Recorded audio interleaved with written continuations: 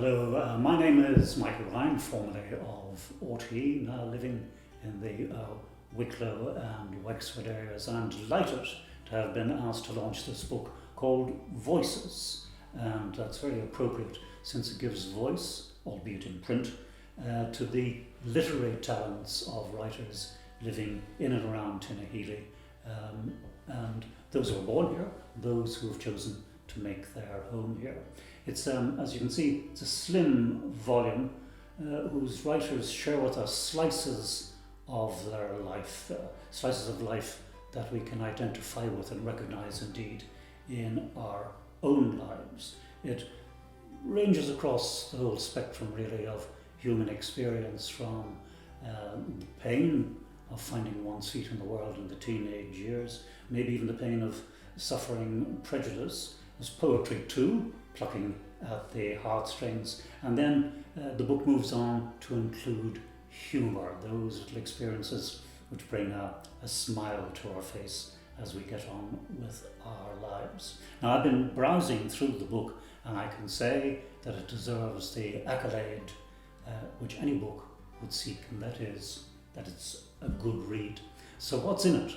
Well, one of the things that caught my eye was the fact that, well, do you remember those painful teenage years when you desperately needed the acceptance of your peers, wanting to fit in? Well, here's the story of a teenage girl who's a bit apprehensive about the fact that she's carrying a few extra pounds, but then she discovers that no less a personage than the great Marilyn Monroe of the silver screen was no stick insect herself, and so our teenager is vindicated and gets on happily with her life, knowing that she has that in common with Marilyn Monroe. There are stories of unspoken, maybe unattained love, and all the what-ifs that go with all of that. There's pride of place, where the writer simply goes for a walk, admiring the wildlife down by the river, enjoying the landscape, and seeing the wonder of the sunset, and feeling how very lucky we are to live in a place like this, acknowledging that nature knows a thing or two about art. Now, writing, of course, can be a solitary and even a lonely pursuit, but all these writers are members of the Tinahely Writers Group, which regularly brings them together to encourage and to inspire, and crucially, to get their creativity transferred from the mind and on to the written page, which is where all the hard work is. Now, the leading light of that group for many years was the late Robert Duffy.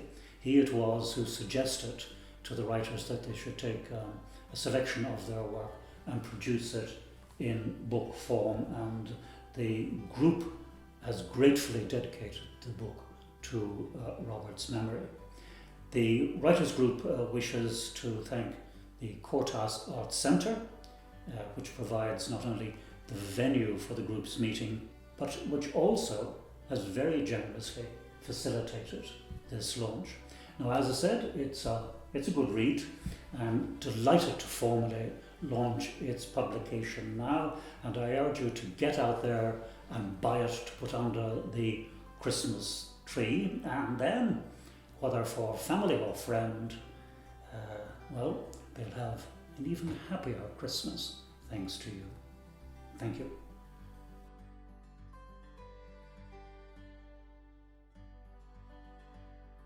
Hi, I'm Gertrude Doyle, better known as Trudy Doyle, the artist.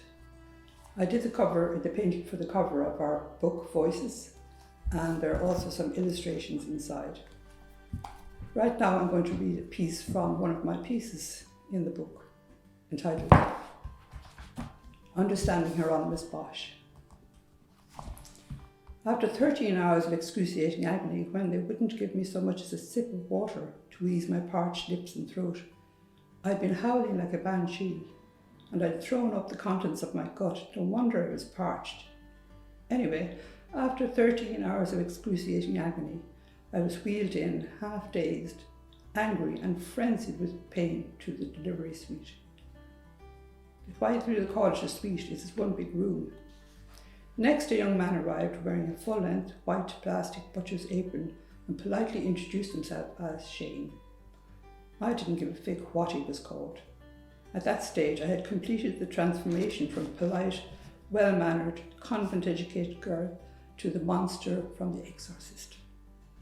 My voice a croak, my face, I bet, although I'd no mirror to check, like a character from a Hieronymus Bosch painting, contorted with fear of the writhing demons in hell. Hieronymus Bosch dove into the depths of the subconscious and explored the dark, melancholy side of humanity, they say. If you ask me, the same Hieronymus Bosch must have spent time sketching women giving birth, where he would have gleaned enough contorted imagery to fill a myriad of canvases. Bizarre, fantastic, morbid and horrifying images which were surreal long before the word surrealism was coined. So you'd have to buy the book to read the rest of the story.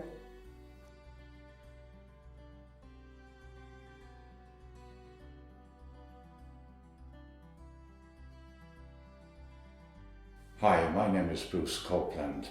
I have two short stories and 3 poems in the book. I'm going to read the first verse of the poem Hallelujah, an Angel's Touch. Fogged by fluffy clouds, warm hypnotic moments just glided away, taking break near top of Mankins on a truly lovely November day. Hallelujah repeated, flowing beautiful sounds stream from high. Leonard Cohen's music shall never die, despite his shock goodbye. Alone on mountain, absorb, be thankful, breathe magic forgiving grace. An angel's touch brings hope from a newly discovered spiritual place.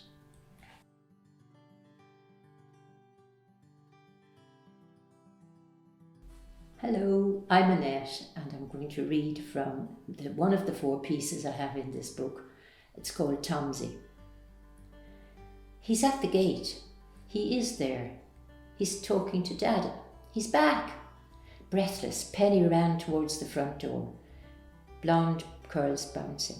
She almost tripped over the mat, but was caught and immediately silenced by Mum, who rushed from the sitting room brandishing a duster. That's enough, Penny, that's enough. But he really... Into the kitchen now with you. She ran Penny down the hallway, craning her neck to see if what she had heard was indeed true. My gracious, she muttered, and her frown deepened. She couldn't finish her chores, she was so annoyed. Instead, she went out to take clothes from the line, a worried expression on her face all the while. He wouldn't, would he? Would he? Well, it was himself all right. He was intercepted by Dad as he got off the bike. Grand evening, Mr. Johnson. Grand, Tomsey. How are you? Not too bad. I'm taking tablets. Good man. Mind yourself now on the way home. God bless. God bless, sir. Slightly crestfallen, Tomsey rattled off down the road on the elderly bike. Well, doesn't that beat Banagher, said Dad with a chuckle as he shot the bolt on the sturdy wooden gates and thoughtfully headed into the house. He and Mum had quite a little discussion before they called the children for tea. They had ceased to be surprised at anything that fellow did since the drama of a few years ago.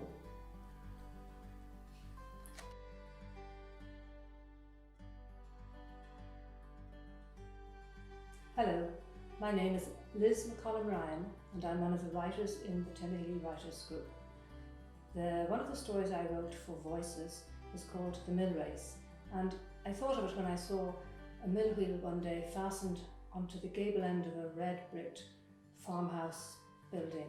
Underneath it a race flowed. It was very dark, and I heard later that someone had died in the race, and it just gave me the idea for this story. This is a small excerpt from it about the child called Lily.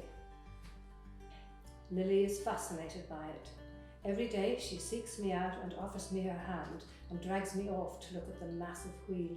As her landlady for a week, I feel complimented when this little child slips her hand in mine and leads me importantly to her favourite place. I feel an intake of breath, as when I open the back door in the morning and see a wild fox staring at me in fright, and I remain very still, unwilling to let the moment of contact go, to lose the silvery glow of the rushes around the fox's head in the field. The child feels nothing of this. She thinks if she's at me long enough, I'll bring her into the mill race. I launch a little boat upstream and row her into the race. This I know, even though we don't share a language.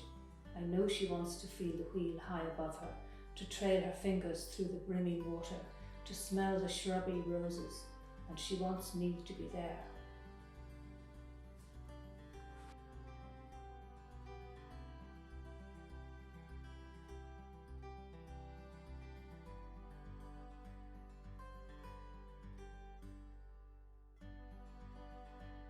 I'm Lucy Gann, and I've written 3 pieces for the anthology we're launching on the 14th. 2 of them are short stories, and I'm going to read to you from one of those called West, which is loosely based around the character of my granduncle who immigrated from West Cork to Wyoming many years ago and became a sheep rancher. And it's about a trip he took by train shipping sheep to the big Union stock yards in Chicago. We crossed the Missouri River in the evening, and I admired the endless fields of hay and corn spreading out into the distance. Tom would be speechless if he could see the size of the fields here. They were nothing like the little parkeens in West Cork, where he grew turnips and spuds. We rattled into Clinton on the banks of the Mississippi late in the evening and had supper in a lousy one-horse restaurant, but the girl behind the counter reminded me of Mary Arundel from the village at home, the very spit of her. When we crossed the mile-wide river in the morning, with its massive bridge resting on little pods on an expanse as wide as Bantry Bay, I felt we were in the east now. The train was almost 3/4 of a mile long, having picked up extra freight and passenger cars at the towns along the way. The great Chicago Northwestern Railroad all the way to the Windy City.